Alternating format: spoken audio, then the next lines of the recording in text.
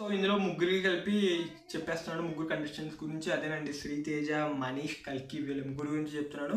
So first వచ్చేసరికి ఏంటంటే Sriteja from Rajahmundry నుంచి వచ్చాడు, ప్లేబ్యాక్ సింగర్ అంట. సో నాకు అంత అలా అనిపించా, ఓకే ఆ సైడ్ నుంచి వచ్చాడు అన్నట్టు అనిపించింది. కానీ సో చాలా వరకు ఇద్దరు రెడ్ ఇచ్చారు, నవదీప్ అండ్ బిందు కూడా. అభిజిత్ జస్ట్ ఓకే హోల్డ్లో పెడదాం, ఏమన్నా ఫర్దర్గా ముందుకు వస్తాడేమో అని చెప్పి అనిపించింది. సో నాకు అంత ఇంపాక్ట్ ఏమో అనిపించాలి. నెక్స్ట్ వచ్చేసరికి మనీష్. సో మనీష్ గురించి ఏంటంటే ఇక్కడ మనోడు ఎంటర్ప్రీనర్ అన్నాడు, ఫోర్బ్స్ అండర్ 30 అన్నాడు. సో చాలా వరకు మంచి క్వాలిఫికేషన్స్ ఉన్నాయి. ఇన్ఫ్యాక్ట్ అభిజిత్ కూడా తను ఇంప్రెస్ అయ్యాడు తను చెప్పిన మాటలతో, అండ్ అందరూ కూడా ఇంప్రెస్ అయ్యారు, లైక్ నవదీప్ కానీ బిందు కానీ. అభిజిత్ అది ఒక డయాగ్రామ్స్ ఒక టాస్క్ కూడా ఇచ్చాడు, అది కూడా తను బాగా చేశాడు.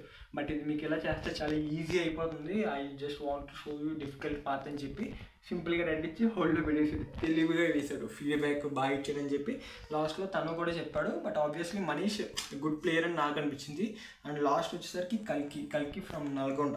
సో తిని వచ్చేసరికి ఏంటంటే లైక్ ఆర్మ్ డిస్టింగ్ చేస్తుంది. సో ముగ్గురు అమ్మాయిలు ఇలా, మా నాన్నకి అమ్మాయిలు అంటే ఇష్టం లేదు, ఇలా ఈ పాయింట్స్ అన్ని చెప్పుకుంటూ వచ్చింది. సో ఆబ్వియస్గా ఏంటంటే ఇద్దరు గ్రీన్ ఇచ్చారు, ఒకరు మాత్రమే రెడ్ ఇచ్చారు. ఆ రెడ్ ఇచ్చిన వాళ్ళు ఎవరంటే బిందు మాధవి రెడ్ ఇచ్చింది.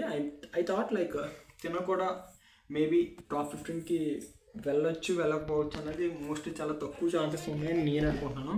సో మీరేమనుకున్నారు ఈరోజు ఎపిసోడ్ ఎలా అనిపించిందో కింద కామెంట్ చేయండి. Thank you.